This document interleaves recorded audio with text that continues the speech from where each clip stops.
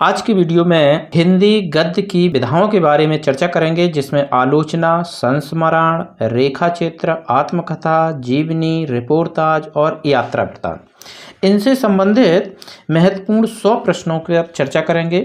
हिंदी आलोचना। आलोचना किसे कहते हैं? किसी कृति के गुण दोषों का सम्यक विवेचन करना ही आलोचना कहलाता है। इसे समालोचना या समीक्षा भी कहा जाता है। हिंदी आलोचना के विकास को 3 चरणों में विभाजित किया गया है। आलोचना 3 चरण हैं इसके। पहला है शुक्ल पूर्व आलोचना, यानी कि शुक्ल की जो आचार्य रामचंद्र शुक्ल हैं उनके पहले की आलोचना है। और शुक्ल योगीन, यानी कि शुक्ल जी के समय की आलोचनात्मक रचनाएं। और शुक्लोत्तर आलोचना, यानी कि शुक्ल जी के बाद की आलोचनात्मक रचनाएं। तो इन 3 भागों में बांटा गया है। आलोचना किसी एक कृति को गुण दोषों की विवेचना करना ही आलोचना कहलाता है। तो चलिए आगे देखते हैं। संस्मरण।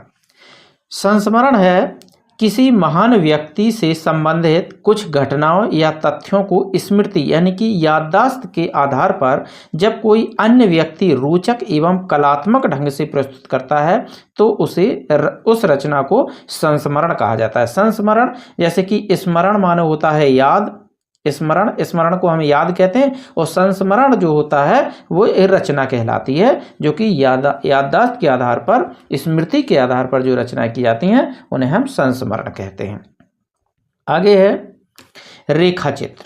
किसी व्यक्ति, वस्तु या घटना का शब्दों के माध्यम से स्मृति पर आधारित तथ्यात्मक चित्रण करना ही रेखा चित्र कहलाता है। इन दोनों विधाओं के लेखक प्रायः एक ही होते हैं। जिन्होंने संस्मरण लिखे हैं उन्होंने ही रेखा चित्र लिखे, मतलब जो रेखा चित्र वाले लेखक हैं वही संस्मरण लिखने वाले लेखक हैं। तो चलिए आगे देखते हैं। अब है आत्मकथा। आत्मकथा किसे कहते हैं? आत्मकथा का अर्थ है अपनी कथा, यानी कि स्वयं के बारे में लिखने को हम आत्मकथा कहते हैं। जब कोई महान व्यक्ति अपने जीवन की महत्वपूर्ण घटनाओं का श्रृंखलाबद्ध विवरण स्वयं लिखता है तब उसे हम आत्मकथा कहते हैं।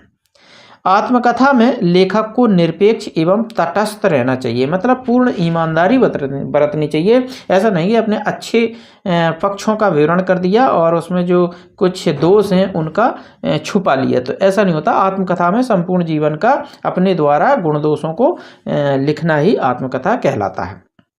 नेक्स्ट है जीवनी। किसी महान व्यक्ति, देखिए आत्मकथा अपनी स्वयं की कथा लिखी जाती है, स्वयं लिखता है व्यक्ति, और जीवनी किसी महान व्यक्ति के जीवन का संपूर्ण विवरण क्रमबद्ध रूप में महत्वपूर्ण घटनाओं के साथ जब कोई अन्य लेखक प्रस्तुत करता है तो उस साहित्यिक रचना को जीवनी कहा जाता है। आत्मकथा स्वयं लिखी जाती है जबकि जीवनी किसी दूसरे व्यक्ति द्वारा लिखी जाती है। रिपोर्टाज। रिपोर्टाज फ्रांसीसी भाषा का शब्द है। उस गद्य रचना को रिपोर्टाज कहते हैं जिसमें किसी आंखों देखी घटना का साहित्यिक शैली में कलात्मकता के साथ प्रभावशाली विवरण हो। इस प्रकार प्रस्तुत किया गया हो वो विवरण कि घटना अपनी पूरी जीवंतता के साथ पाठक के सामने प्रत्यक्ष हो जाती है, यानी कि रिपोर्टाज, जिसको रिपोर्ट भी कहते हैं। तो रिपोर्टाज अपनी आंखों देखी किसी घटना का वर्णन किया जाता है, उसे हम रिपोर्टाज कहते हैं। चलिए नेक्स्ट है यात्रा वृत्तांत। यात्रा, जैसे कि आपको नाम से ही पता चल रहा है, यात्रा के ऊपर लिखा गया साहित्य यात्रा साहित्य कहलाता है। इसको यात्रा वृत्त भी कहते हैं, यात्रा वृत्तांत भी कहते हैं।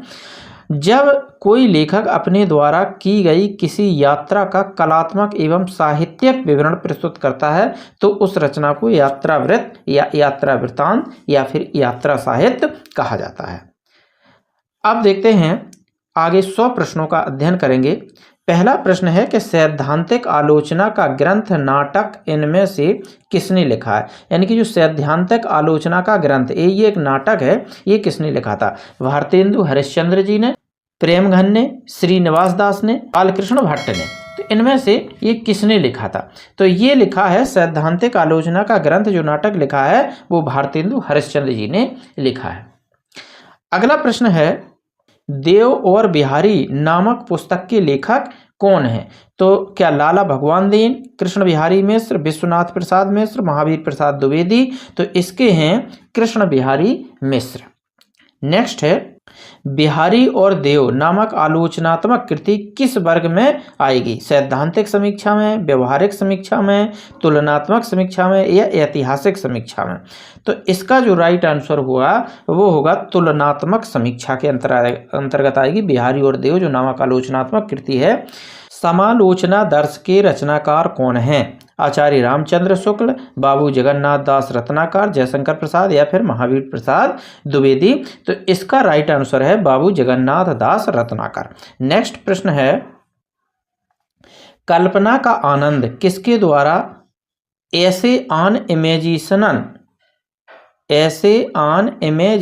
इमेजिनेशन का किया हुआ हिंदी अनुवाद है? कल्पना का आनंद, बाबू श्याम सुंदर दास, नंदलाल वाजपेयी, जगन्नाथ दास रत्नाकर, आचार्य रामचंद्र शुक्ल? इसका राइट आंसर है आचार्य रामचंद्र शुक्ल। नेक्स्ट प्रश्न है, साहित्यालोचन कृति के रचयिता कौन हैं? तो इसके रचयिता हैं श्याम सुंदर दास जी। नेक्स्ट है, तुलनात्मक आलोचना का दोष क्या है? वह पूर्वाग्रह से ग्रस्त होती है, वह तटस्थ एवं निरपेक्ष नहीं होती है, लेखक अपने मत को थोपने का प्रयास करते हैं या फिर उपयुक्त सभी? तो जो तुलनात्मक आलोचना का दोष है वो ये सभी है। पूर्वाग्रह से ग्रस्त होती है, तटस्थ एवं निरपेक्ष नहीं होती है, लेखक अपने मत को थोपने का प्रयास करता है। ये तीनों ही दोष तुलनात्मक आलोचना के अंतर्गत आते हैं। नेक्स्ट है, शुक्ल जी किस प्रकार के आलोचक हैं? तो शुक्ल जी रसवादी आलोचक हैं। नेक्स्ट है, शुक्ल जी के सैद्धांतिक समीक्षा संबंधी आलोचनात्मक निबंध किस पुस्तक में संकलित हैं? तो ये पुस्तक थी चिंतामणि। चिंतामणि में शुक्ल जी के सैद्धांतिक समीक्षा संबंधी जो आलोचनात्मक निबंध हैं वो चिंतामणि नामक ग्रंथ में संकलित हैं। नेक्स्ट है, इनमें से कौन सी रचना आचार्य नंद दुलारे वाजपेयी की है? तो ये रचना देखिए, नया साहित्य नए प्रश्न, ये रचना भी नंद दुलारे वाजपेयी की है। कवि निराला, ये भी नंद दुलारे वाजपेयी की। प्रकीर्णिका, ये भी नंद दुलारे वाजपेयी की, इसलिए इसका राइट आंसर डी हो जाएगा। नेक्स्ट है, नाथ संप्रदाय हिंदी साहित्य का आदिकाल किस आलोचक की रचनाएं हैं? तो ये रचनाएं हैं आचार्य हजारी प्रसाद द्विवेदी जी की। कामायनी के अध्ययन की समस्याएं के रचनाकार, ये एक रचना है और इसके रचनाकार कौन हैं? तो इसके रचनाकार जो हैं वो हैं डॉक्टर नगेंद्र जी। नेक्स्ट है, काव्य के रूप एवं सिद्धांत और अध्ययन, ये एक पुस्तक है। काव्य के रूप एवं सिद्धांत और अध्ययन ये नामक कृति किस आलोचक की है? कौन से आलोचक ने लिखी है? तो ये लिखी है बाबू गुलाब राय जी ने। डॉक्टर रामविलास शर्मा किस वर्ग के आलोचक हैं? ये हैं प्रगतिवादी वर्ग के आलोचक हैं। प्रगतिशील साहित्य की समस्याएं, प्रगतिशील साहित्य की समस्याएं इस कृति के रचनाकार कौन हैं? तो इस कृति के रचनाकार हैं डॉक्टर रामविलास शर्मा। इनमें से डॉक्टर नगेंद्र की कौन सी पुस्तक साहित्य अकादमी पुरस्कार से सम्मानित हुई है, यानी कि साहित्य अकादमी से पुरस्कृत है? इनमें से कौन सी रचना डॉक्टर नगेंद्र की?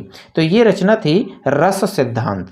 नए साहित्य का सौंदर्य शास्त्र, इस कृति के लेखक कौन हैं? तो इस कृति के लेखक हैं गजानन माधव मुक्तिबोध। नवलेखन तथा भाषा और संवेदना नामक कृति के रचनाकार कौन हैं? तो इसके रचनाकार हैं डॉक्टर राम स्वरूप चतुर्वेदी जी। अगला है कि काव्य में अभिव्यंजनावाद नामक आलोचनात्मक कृति के लेखक कौन हैं? लक्ष्मी नारायण सुधांशु, गुलाब राय, विश्वनाथ प्रसाद मिश्र, गंगा प्रसाद पांडे? तो इसका जो राइट आंसर है वो है लक्ष्मी नारायण सुधांशु। नेक्स्ट है कि निराला की साहित्यिक साधना किसकी लिखी कृति है? तो निराला की साहित्य साधना कृति क्या गंगा प्रसाद पांडे की है, डॉक्टर शिवदान सिंह चौहान की है, डॉक्टर रामविलास शर्मा की है या फिर डॉक्टर लक्ष्मी नारायण सुधांशु जी की है? इनमें से कौन सा सही आंसर है? तो इसका सही आंसर है डॉक्टर रामविलास शर्मा। इनमें से कौन सी कृति डॉक्टर शिवदान सिंह चौहान की है?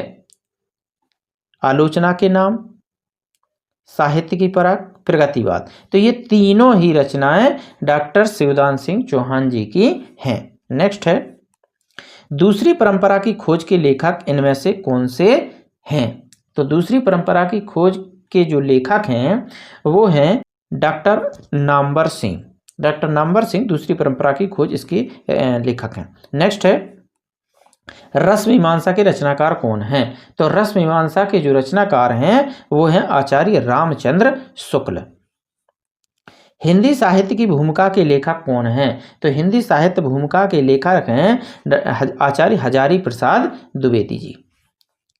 अगला है, इनमें से छायावाद का प्रबल समर्थक कौन सा आलोचक है? जो कि छायावाद का समर्थक है, ये कौन सा आलोचक है? तो वो है नंद दुलारे वाजपेयी। छायावाद के 4 स्तंभ हैं, प्रसाद पंत निराला और महादेवी वर्मा। इनमें से डॉक्टर रामविलास शर्मा की कौन सी कृति है? तो इनमें से डॉक्टर रामविलास शर्मा की कृति ये सभी हैं, भाषा और समाज, मार्क्सवाद और प्राचीन साहित्य का मूल्यांकन, आस्था और सौंदर्य, यानी कि डी इसका राइट आंसर। ये सभी इनकी कृतियां हैं रामविलास शर्मा की। इतिहास और आलोचना ग्रंथ के लेखक कौन हैं? तो इतिहास और आलोचना ग्रंथ के लेखक हैं डॉक्टर नामवर सिंह। देव और उनकी कविता के रचनाकार कौन हैं? तो देव और उनकी कविता के रचनाकार हैं डॉक्टर नगेंद्र। नेक्स्ट प्रश्न है, छायावाद नामक ग्रंथ इनमें से किसने लिखा है? तो छायावाद नामक जो ग्रंथ है वो लिखा है डॉक्टर नामवर सिंह ने। महावीर प्रसाद द्विवेदी और हिंदी नवजागरण के लेखक कौन हैं? तो इसके लेखक हैं डॉक्टर रामविलास शर्मा। कविता के नए प्रतिमान के लेखक कौन हैं? तो कविता के नए प्रतिमान के लेखक हैं डॉक्टर नामवर सिंह। शुद्ध कविता की खोज, इसके रचनाकार कौन है? तो शुद्ध कविता की खोज के रचनाकार हैं दिनकर, रामधारी सिंह दिनकर जी हैं। गजानन माधव मुक्तिबोध नहीं है, सच्चिदानंद हीरानंद बादशाह आगे नहीं है। शुद्ध कविता की खोज के जो रचनाकार हैं, लेखक हैं, वो हैं दिनकर जी। कामायनी एक पुनर्विचार किस रचनाकार की कृति है? जबकि कामायनी जयशंकर प्रसाद का महाकाव्य है, जबकि कामायनी एक पुनर्विचार ये किसकी कृति है? तो ये कृति है सच्चिदानंद हीरानंद बादशाह आगे जी की। चेतना के बिंब, इसके लेखक कौन है? तो चेतना के बिंब के लेखक हैं डॉक्टर नगेंद्र। लाल तारा के लेखक कौन है? लाल तारा के लेखक हैं रामवृक्ष बेनीपुरी जी। बादशाह दर्पण की रचना किसने की है? बादशाह दर्पण की रचना की है भारतेंदु बाबू हरिश्चंद्र जी ने। हिंदी का पहला आत्मकथा लेखक कौन है? ये एक बार टीटी में प्रश्न आ चुका है। हिंदी का पहला आत्मकथा लेखक कौन है? तो ये हैं बनारसी दास जैन, हिंदी के पहले आत्मकथा लेखक हैं। क्षण बोले कण मुस्काए के रचनाकार कौन हैं? तो क्षण बोले कण मुस्काए के रचनाकार हैं कन्हैया लाल मिश्र प्रभाकर। जंगल के जीव के रचनाकार कौन हैं? तो जंगल के जीव के रचनाकार हैं श्री राम शर्मा। श्री राम शर्मा शिकार के लिए जाने जाते हैं, यानी कि शिकार युक्त रचनाएं इन्होंने बहुत की हैं, शिकारी जीवन की रचनाएं बहुत की हैं, शिकार पर इन्होंने बहुत सारे ग्रंथ लिखे हैं। तो जंगल के जीव जो रचना है वो श्री राम शर्मा जी की है। नेक्स्ट है, तूफानों के बीच किस विधा की रचना है? तो तूफानों के बीच जो रचना है वो एक रिपोर्टाज है। रामा बिंदा घीसा भक्तन, ये सब क्या है? महादेवी जी के संस्मरणात्मक रेखाचित्र के पात्र हैं, या काल्पनिक पात्र हैं, या दलित पात्र हैं, या प्रेमचंद जी की कहानियों के पात्र हैं? कौन हैं? तो इसका जो राइट आंसर है वो है महादेवी जी के संस्मरणात्मक जो निबंध हैं उनके रेखाचित्र, जो रेखाचित्र संस्मरणात्मक हैं, सॉरी निबंध नहीं है, रेखाचित्र हैं, उनके ये पात्र हैं रामा बिंदा घीसा भक्तन। आगे है, इनमें से रेखाचित्र विधा की सर्वप्रथम रचना कौन सी है? रेखाचित्र विधा की एक रचना है इनमें से, वो सर्वप्रथम कौन सी है? तो इसका जो राइट आंसर है वो है पद्म पराग। पद्म पराग सर्वप्रथम रचना है रेखाचित्र की। नेक्स्ट है, सत्य के प्रयोग किसकी आत्मकथा है? तो सत्य के प्रयोग महात्मा गांधी की आत्मकथा है। अगला है, कुछ आप बीती कुछ जग बीती, इस किस विधा की रचना है? ये जो है कुछ आपबीती कुछ जगबीती, ये किस विधा की रचना है? तो ये रचना है आत्मकथा विधा की। कलम का सिपाही के लेखक कौन है? तो कलम का सिपाही के लेखक हैं अमृत राय, और इसमें मुंशी प्रेमचंद जी का वर्णन किया है अमृत राय जी ने, यानी कि मुंशी प्रेमचंद जी के जीवन पर लिखा गया एक ये जीवनी है अमृत राय की, कलम का सिपाही। नेक्स्ट है पंत की जीवनी इनमें से किसने लिखी है? तो पंत की जीवनी डॉक्टर शांति जोशी ने लिखी है। प्रेमचंद की जीवनी किस नाम से लिखी गई है? तो प्रेमचंद की जीवनी जो लिखी गई है वो कलम का सिपाही नाम से लिखी गई है, और वो अमृत राय जी ने लिखी है। आवारा मसीहा किस उपन्यासकार की जीवनी है? तो आवारा मसीहा शरत चंद्र की जीवनी है। आवारा मसीहा के लेखक का नाम क्या है? तो आवारा मसीहा लेखक के जो नाम है वो है Vishnu Prabhakar. Light of Asia का बुद्ध चरित्र के नाम से किसने अनुवाद किया था? लाइट ऑफ एशिया यानी कि इसका जो अनुवाद बुद्ध चरित्र के नाम से किया था वो किसने किया था? तो वो किया था रामचंद्र शुक्ल ने। बंगाल के अकाल का चित्रण इनमें से किस रचना में हुआ है? तो बंगाल के अकाल का चित्रण हुआ है तूफानों के बीच, इस रचना में। इनमें से कौन सा संकलन महादेवी वर्मा का नहीं है? माटी की मूर्तें, पथ के साथी, अतीत के चलचित्र, स्मृति की रेखाएं। तो देखिए इसमें केवल ये माटी की मूर्तें ये इनका नहीं है महादेवी वर्मा का, बाकी पथ के साथी, अतीत के चलचित्र, स्मृति की रेखाएं ये सभी महादेवी वर्मा की हैं। केवल माटी की मूर्तें महादेवी वर्मा की रचना नहीं है। नेक्स्ट है महादेवी जी ने अपने समकालीन साहित्यकारों के संस्मरण किस पुस्तक में लिखे हैं? कौन सी पुस्तक में लिखे हैं? तो वो लिखे हैं पथ के साथी। महादेवी जी ने किस रचना में पशु पक्षियों के रेखाचित्र प्रस्तुत किए हैं? तो वो किए हैं मेरा परिवार के अंतर्गत। भक्तन एवं चीनी फेरी वाला महादेवी जी के किस संकलन के पात्र हैं? तो ये हैं स्मृति की रेखाएं, ये इनकी एक रचना थी, उसके ये पात्र हैं।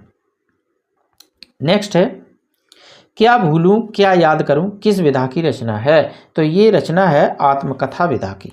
बसेरे से दूर किसकी आत्मकथा का एक भाग है? तो ये बसेरे से दूर ये आत्मकथा यानी कि किसकी आत्मकथा का भाग है? तो ये है बच्चन साहब, डॉक्टर हरिवंश राय बच्चन की ये आत्मकथा का एक भाग है, बसेरे से दूर।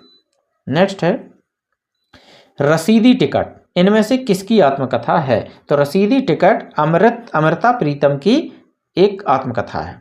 मनीषी की लोक यात्रा किस विधा की रचना है? तो मनीषी की लोक यात्रा ये जो है जीवनी विधा की रचना है। चीड़ों पर चांदनी की रचनाकार कौन है? तो चीड़ों पर चांदनी की रचनाकार है निर्मल वर्मा। हिंदी का सर्वश्रेष्ठ यात्रा वृत्त लेखक किसे माना जाता है? तो हिंदी का सर्वश्रेष्ठ यात्रा वृत्त लेखक जो माना जाता है वो माना जाता है राहुल सांकृत्यायन को। रूस में 25 माह के लेखक कौन है? तो रूस में 25 माह के लेखक जो है वो है राहुल सांकृत्यायन। मेरी लद्दाख यात्रा और मेरी तिब्बत यात्रा नामक पुस्तकों के लेखक कौन हैं? तो ये हैं राहुल सांकृत्यायन। यात्रा वृत्तांत बहुत लिखे हैं इन्होंने, यात्रा साहित्य बहुत ज़्यादा लिखा है राहुल सांकृत्यायन ने। नेक्स्ट है सरयू पार की यात्रा के लेखक इनमें से कौन है? तो सरयू पार की यात्रा के जो लेखक हैं वो हैं भारतेंदु हरिश्चंद्र। नेक्स्ट है क्षण बोले कण मुस्काए नामक कृति किस विधा की रचना है? तो क्षण बोले कण मुस्काए रिपोर्ताज विधा की ये कृति है। तूफानों के बीच नामक रिपोर्ताज यानी कि तूफानों के बीच जो रिपोर्ताज है उसके लेखक कौन हैं? तो इसके लेखक हैं रांगेव राघव जी। आखिरी चट्टान तक नामक यात्रा वृत्त के लेखक कौन हैं? तो ये हैं मोहन राकेश, जिन्होंने आखिरी चट्टान तक एक यात्रा वृत्तांत लिखा है। पिलाट का मोर्चा रिपोर्ताज किसकी कृति है? तो पिलाट का मोर्चा शमशेर बहादुर सिंह की कृति है। मेरी जर्मन यात्रा के लेखक कौन हैं? तो मेरी जर्मन यात्रा के लेखक हैं सत्यदेव परिव्राजक। नेक्स्ट है युद्ध यात्रा नामक रिपोर्ताज के लेखक इनमें से कौन हैं? युद्ध यात्रा ये एक रिपोर्ताज है, इसके लेखक कौन है? तो इसके लेखक हैं धर्मवीर भारती। घुमक्कड़ शास्त्र के लेखक कौन हैं? तो घुमक्कड़ शास्त्र के लेखक हैं राहुल सांकृत्यायन। अप्रवासी की यात्राएं नामक कृति के रचनाकार कौन हैं? तो ये हैं डॉक्टर नगेंद्र जी। इनमें से निर्मल वर्मा की कृति कौन सी है? निर्मल वर्मा की, तो निर्मल वर्मा की कृति है चीड़ों पर चांदनी। अरे यायावर रहेगा याद किसकी कृति है? अरे यायावर रहेगा याद ये किसकी कृति है? तो ये कृति है सच्चिदानंद हीरानंद बादशायन अगे जी। इनमें से असत्य कथन को अलग करना है। असत्य कथन कौन सा है? तो एक बूंद सहसा उछली यात्रा व्रत है, ये तो सही है, ये अलग असत्य कथन नहीं है। हमारी जापान यात्रा के लेखक राहुल सांकृत्यायन है, ये गलत है। बाकी मेरी लखनऊ यात्रा भारतेंदु जी की है, ये सही है। पृथ्वी प्रदक्षिणा शिवप्रसाद गुप्त की कृति है, ये भी सही है, ये गलत है। नेक्स्ट है सूरज की अंतिम किरण से सूरज की पहली किरण तक किसकी रचना है? तो ये रचना है सुरेंद्र वर्मा जी की।